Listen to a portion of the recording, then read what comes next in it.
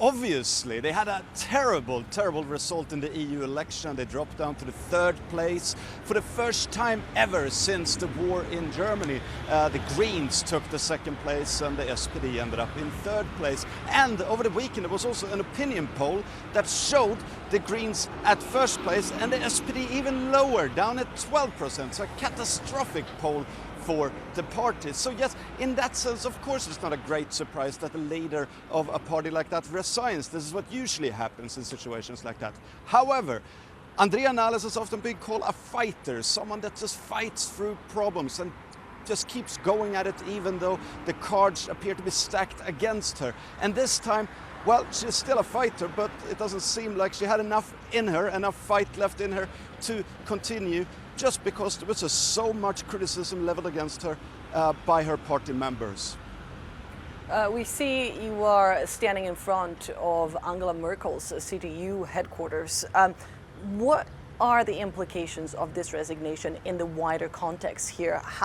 What is the likelihood, for example, of early elections in Germany now?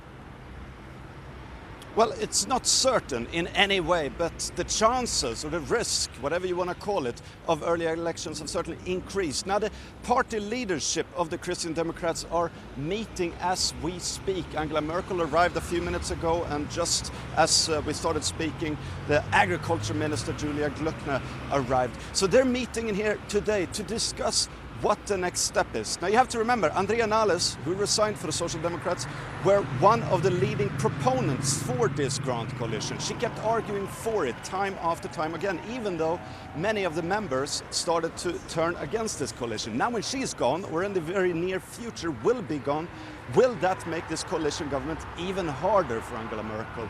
Will that mean that someone who is not as positive towards this coalition government will take over? And Andrea Nahles was also seen as someone that you could cooperate with, someone that you could make deals with. Will the new leader or the new leaders, however they want to play this, have the same sort of inclination towards compromise? And that certainly means that there's more of a risk, more of a chance of early election than if we would have talked about this on Friday last week.